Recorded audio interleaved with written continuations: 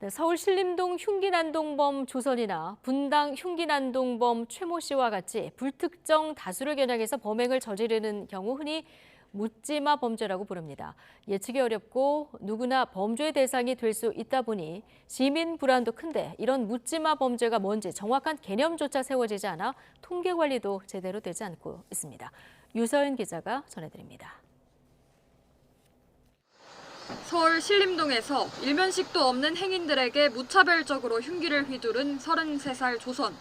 경찰 조사에서 자신이 처한 상황을 탓하며 다른 사람들도 불행하게 만들고 싶어서 범행을 저질렀다고 진술했습니다. 예전부터 너무 안 좋은 상황에 있었던 게 제가 너무 잘못한 일인 것 같습니다. 어떤 안 좋은 상황인지 한번 말해주세요. 아니 저는 그냥 쓸모없는 사람이 죄송합니다. 충격이 채 가라앉기도 전에 경기 성남 분당구에서 일어난 차량 돌진과 흉기 난동 사건에서도 피의자와 피해자들 사이엔 아무런 연관관계가 없었습니다. 이처럼 불특정 다수를 공격하는 이른바 묻지마 범죄에서는 누구든 범죄의 표적이 될 수 있다 보니 시민들의 불안감도 큽니다. 하늘에서는 편히 쉬시라고 썼어요.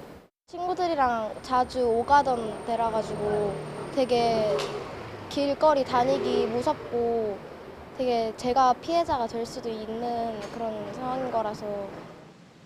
사회 불평등과 양극화 현상이 심화하는 가운데 분노형 범죄가 반복되면서 경찰도 지난해 1월 묻지마 범죄 전담 회의체를 꾸렸습니다. 우선 묻지마 범죄의 이면에 숨겨진 원인이 있을 거라고 보고 공식 명칭부터 이상동기 범죄로 새로 정립했습니다. 그러나 정작 이상동기가 무엇인지는 구체적으로 정의하지 않아서 이런 범죄의 규모가 얼마나 되는지 제대로 통계조차 내지 못하고 있습니다. 이에 대해 경찰 관계자는 학계에서도 개념 정의가 명확히 이뤄지지 않았고 범행 동기는 검찰 수사 때 드러나는 경우도 있어서 경찰 단계에서 집계를 내놓기는 쉽지 않다고 해명했습니다. 이런 가운데 범죄라는 이유로 수사기관에만 해법 마련의 책임을 떠넘겨선 안 된다는 비판도 나옵니다. 한국형사정책연구원의 연구 결과를 보면 묻지마 범죄자의 75%가 전과자로 72.9%는 소득이 아예 없었던 것으로 나타났습니다.